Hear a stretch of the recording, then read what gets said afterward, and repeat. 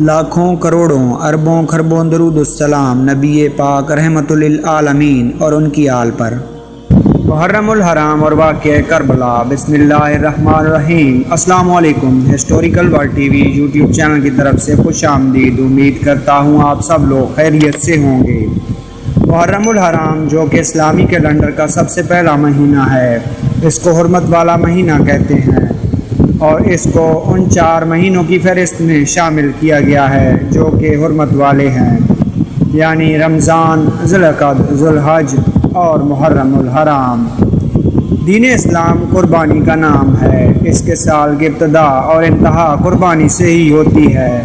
اسلامی سال کے پہلے ماہ محرم الحرام میں نواسۂ رسول صلی اللہ علیہ وآلہ وسلم حضرت امام حسین علیہ السلام نے اپنے 72ویں جانثاروں کے ساتھ دین اسلام کو بچانے کے لیے میدان کربلا میں قربانی دی، جبکہ دوسری جانب اسلامی سال کے آخری مہینہ ذوالحجہ میں پیغمبر خدا حضرت ابراہیم علیہ السلام نے خدائے بزرگ برتر کی خوشنودی و رضا اور مشیت الہی کے پیش نظر اپنے گوشہ جگر حضرت اسماعیل علیہ السلام کی قربانی دینے کے لیے تیار ہیں۔ خدا کے حکم سے ان کے فرزند کی جگہ قربانی کے لیے دمبا آ جاتا ہے اور یوں حضرت ابراہیم علیہ السلام اپنے امتحان میں پورے اترتے ہیں۔ چنانچہ ہم دیکھتے ہیں کہ اسلام ہی دنیا میں وہ واحد عظیم دین حق ہے جس کے آغاز و اختتام دونوں میں شہادت و قربانی نمایاں طور پر نظر آتی ہے۔ معزز خواتین و حضرات، اہل کوفہ کو جب امیر معاویہ رضی اللہ تعالیٰ عنہ کے انتقال اور یزید کی خلافت کی اطلاع ملی تو انہوں نے یزید کی بیعت کرنے سے انکار کر دیا اور سرکار دو عالم خاتم المرسلین حضرت محمد صلی اللہ علیہ وآلہ وسلم نور نظر نواسۂ عظیم حضرت امام حسین رضی اللہ تعالیٰ عنہ کو خطوط لکھے اور ہر خط میں التجا کی گئی کہ آپ کوفہ تشریف لائیں اور ہمیں اس ظالم یزید کے چنگل سے آزاد کرا کر اپنی غلامی میں لے لیں۔ حضرت امام حسین کے پاس 150 خطوط پہنچ گئے تو آپ نے اہل کوفہ کو لکھ کے بھیجا کہ میں تمہارے مقصد سے آگاہ ہوں، میں اپنے بھائی مسلم بن عقیل رضی اللہ تعالیٰ عنہ کو تمہارے پاس بھیج رہا ہوں تاکہ وہ تمہاری باتوں کو سن کر اور کیفیت کو دیکھ کر مجھ کو صورتحال سے مطلع کر دے۔ اگر انہوں نے یہ لکھا کہ کوفہ کے رہنے والے میری امامت کے خواہ ہیں تو میں آ جاؤں گا۔ معزز ناظرین گرامی، مسلم بن عقیل رضی اللہ تعالیٰ عنہ جب کوفہ پہنچے تو لوگ جوک در جوک ان کے ہاتھوں پر بیعت کرنے شروع ہو گئے۔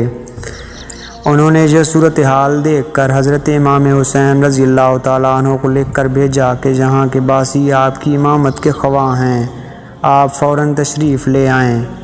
قاضی کوفہ کو جب اطلاع ملی تو اس نے جامع مسجد لوگوں سے خطاب کرتے ہوئے کہا، تم لوگ امت میں فتنہ اور نفرت پیدا کرنے کی کوشش نہ کرو، اس کا نتیجہ تباہی اور بربادی ہے جیسا کہ تم خود تجربہ کر چکے ہو۔ ایک شخص نے یزید کو خط لکھا کہ کوفہ کی یہ حالت ہے کہ جہاں حضرت امام حسین رضی اللہ تعالیٰ عنہ کے بھائی مسلم بن عقیل رضی اللہ تعالیٰ عنہ آئے ہوئے ہیں، جہاں کے لوگ ان کے ہاتھوں پر حضرت امام حسین کے لیے بیعت کر رہے ہیں، کوفہ کو تم اپنے پاس رکھنا چاہتے ہو تو کسی دوسرے والی کو بھیجو۔ معزز خواتین و حضرات، یزید نے یہ سن کر عبیدہ بن زیاد کو بصرہ کے ساتھ کوفہ کا بھی والی بنا دیا اور حکم دیا کہ فوراً وہاں پہنچ کر مسلم بن عقیل کو نکال دو یا قتل کر دو۔ ابن زیاد جب کوفہ پہنچا تو اعلان کیا کہ میں فرما برداروں پر مہربان اور فتنہ پروازوں کا دشمن ہوں۔ چونکہ ابن زیاد نے یہ حکم صادر کیا تھا کہ جو بھی اجنبی، خارجی یا مشکوک آدمی ملے اس کو میرے پاس لائیں، ہر شخص اپنے حلقے کا ذمہ دار ہوگا۔ جس محلہ میں کوئی باغی ملے گا اس محلے کے رئیس کو اس کے دروازے پر پھانسی دی جائے گی۔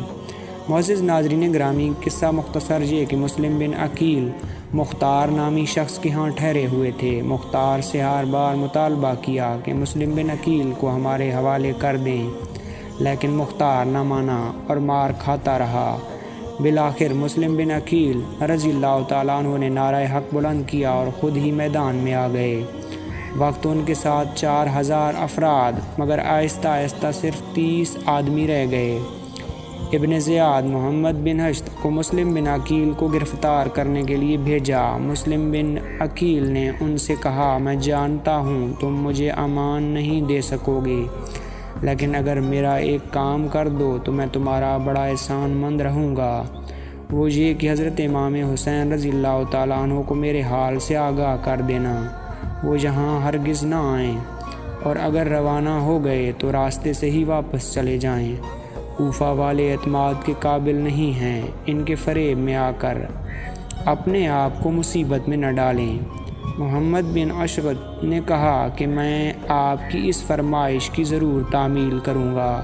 چنانچہ خط لکھا، قاصد روانہ کر دیا۔ ابن زیادہ نے کسرہ کی بلندی سے حضرت مسلم بن عقیل رضی اللہ تعالیٰ عنہ کا سر کٹوا کر گرایا اور پھر جسد مبارک لٹکا دیا۔ حضرت امام حسین رضی اللہ تعالیٰ عنہ نے مسلم کا خط پڑھا، لیکن مسلم بھی تو مصیبت میں گرفتار ہو چکے تھے، تو امام حسین رضی اللہ تعالیٰ عنہ نے کوفہ جانے کا فیصلہ کر لیا۔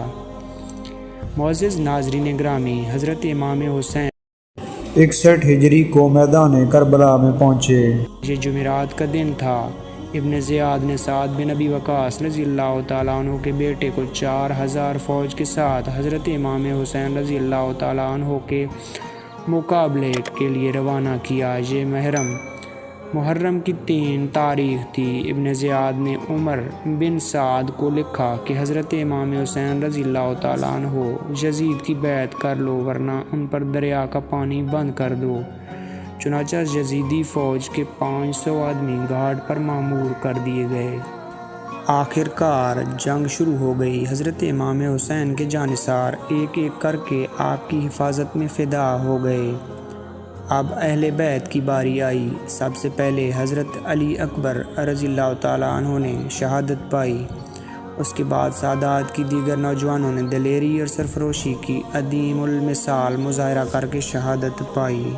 معزز خواتین و حضرات، یہ وقت بھی آنا تھا جب نواسہ رسول حضرت امام حسین عالی مقام میدان جنگ میں تنہا رہ گئے۔ آپ نے اکیلے ہی کافی لشکر کا مقابلہ کیا، زخم پر زخم کھاتے رہے، لڑتے رہے۔ آپ کے کم سن بچے علی اصغر کو ایک تیر لگا اور وہ بھی اللہ کی راہ میں قربان ہو گئے۔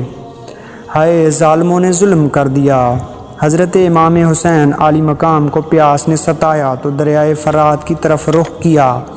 ایک تیر آپ کے چہرے مبارک پر لگا اور خون بہنے لگا۔ آپ چلو بر خون سے آسمان کی طرف دیکھنے لگے۔ دشمنوں نے آپ کو گھیر لیا۔ آپ کا ایک بھتیجا آپ کے پاس کھڑا ہوا تھا۔ ایک شخص نے آپ پر تلوار چلائی تو بھتیجے نے اپنے ہاتھ سے روکی اور ہاتھ کٹ کر جلد سے لٹک کر رہ گیا۔ حضرت امام حسین عالی مقام تلوار لے کر جس طرف مڑتے حملہ آور بھاگ جاتے تھے۔ آپ پیدل ہونے کے باوجود شاہ ہم سواروں جیسی شان سے لڑتے رہے۔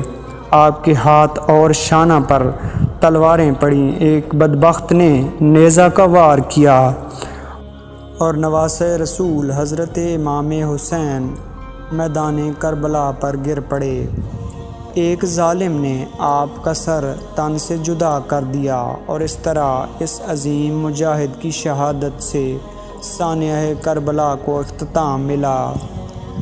یوں نواسہ رسول لخت جگر فاطمۃ الزہرا رضی اللہ تعالیٰ عنہا حضرت علی شیر خدا رضی اللہ تعالیٰ عنہ کے فرزند نے عظیم الشان مثال قائم کی، جو قربانی کی مثالوں میں سب سے اعلیٰ و برتر مثال ہے۔ اللہ تعالیٰ ہمیں اس کو سمجھنے کی توفیق عطا فرمائیں اور ہمارے صغیرہ و کبیرہ گناہوں کو معاف فرمائیں، آمین یا رب العالمین۔ السلام علیکم ورحمۃ اللہ وبرکاتہ۔